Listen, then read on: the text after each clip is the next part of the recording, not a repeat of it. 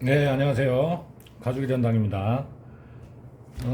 지난 시간에는 그 간단한 수성 그 염색을 하는 그 요령을 좀 보여드렸거든요. 근데 이제 오늘은 유성입니다. 유성이라는 것은 냄새도 있지만은 약간의 독성이 있어요. 그래서 환기가 잘 돼야 되고 그리고 또 그냥 사용하는 것이 아니고 이런 이제 에어건을 이용해서 해주게 되고요. 오늘은 이 프라다 지갑을 염색을 할 건데 지금 탈색이 좀 많이 진행이 된 상태입니다. 광택이 별로 없죠? 여기 보시면 그냥 일반적으로 구입을 해서 쓰는 어, 구입을 한 가죽을 보면 광택이 반짝반짝하게 있습니다. 이게 이제 기본 광이고, 지금 이 지갑은 광택이 많이 좀 빠진 상태예요. 근데 안쪽을 보면은 또 안쪽은 또 광택이 있다는 거죠. 이렇게요.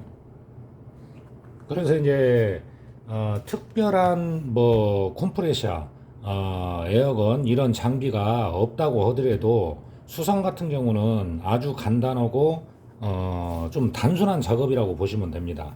약품도 그다지 많이 필요치가 않고요. 근데 유성은 좀 다르죠. 유성은 약품에 대한 테스트를 많이 해야 됩니다.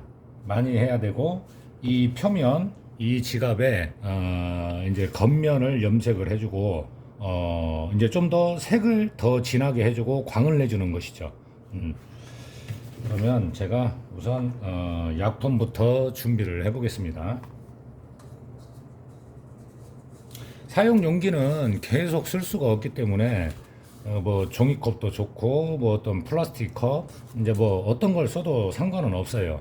하지만 이제 유성 같은 경우는 독성이 좀 있기 때문에 계속 여러 번 쓸 수가 없다는 거죠.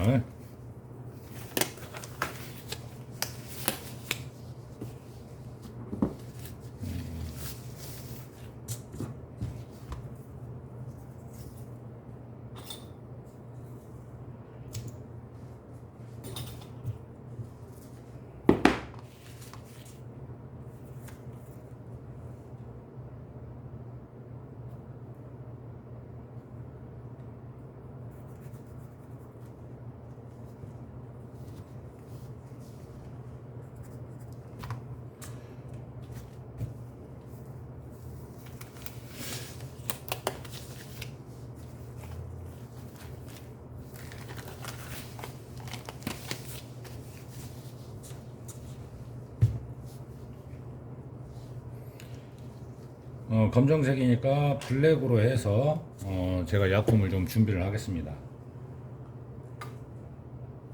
이 양이라는 것은요, 그 제품을 뿌릴 수 있는 만큼만 하시면 돼요.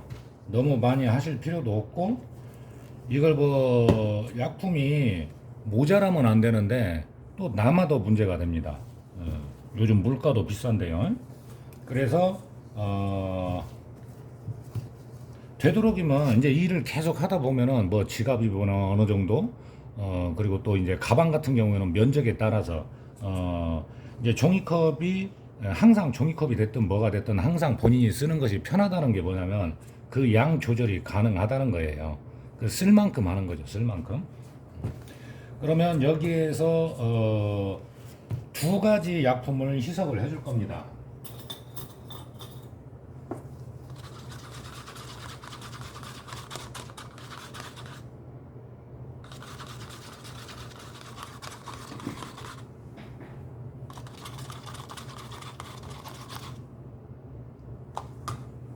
자, 이제 희석을 좀 하고요.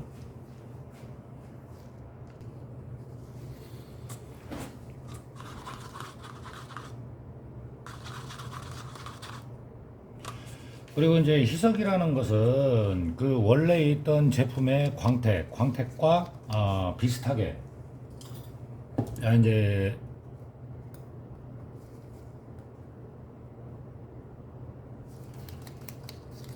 희석은 다 됐고 이제 테스트를 하는데요. 건에 약품을 부어서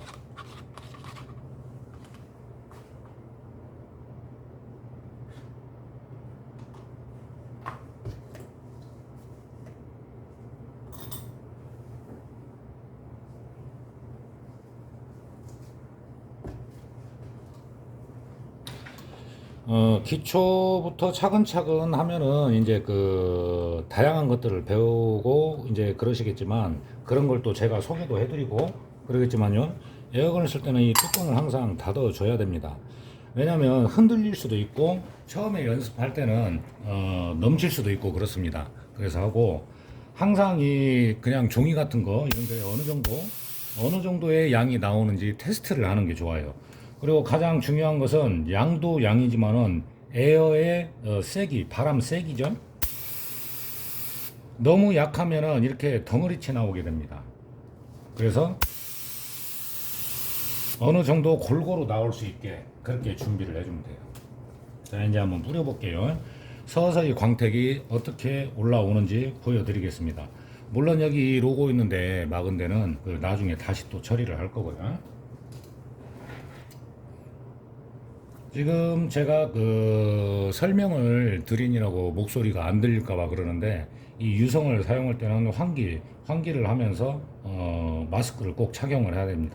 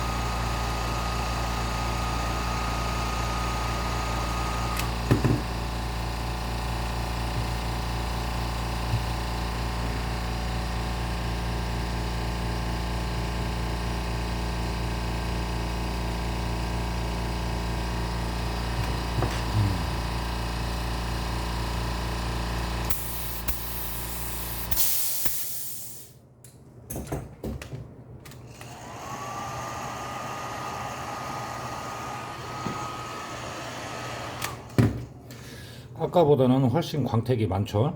광택이 많고 이쪽은 아직 한 번 더 안 했고요.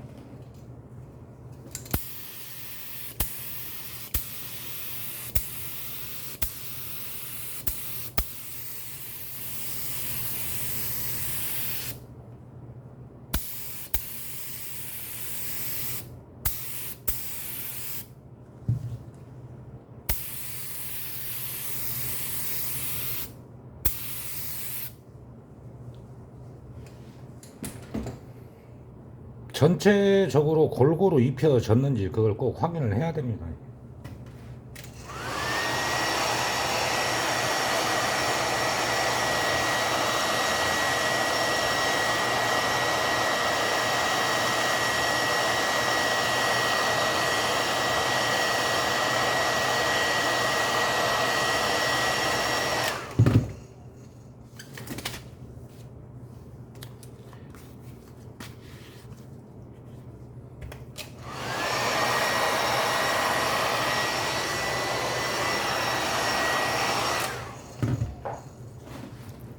광택도 살고 어디 흠집도 없고. 자, 그러면 안쪽을 보면은 안쪽은 원래 광택이 있었지만 서비스 차원에서 안 해도 똑같이 해줘야죠. 그리고 왜냐면 이 염색을 한번 올려주는 것이 고객님한테는 더 이득입니다. 왜냐면 그 광도 나고 그러지만 한 번 더 해주게 되면은 코팅 역할을 또 나름 하기 때문이죠. 그 안쪽은 서비스 차원에서 동일하게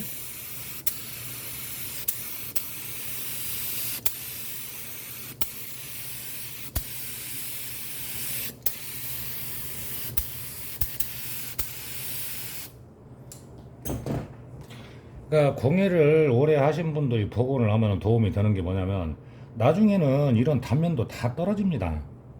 단면도 떨어지고 단면 처리도 해야 되고 여러 가지 그 비슷한 작업들이 많기 때문에 명품을 다루기도 훨씬 쉬워지는 것이죠.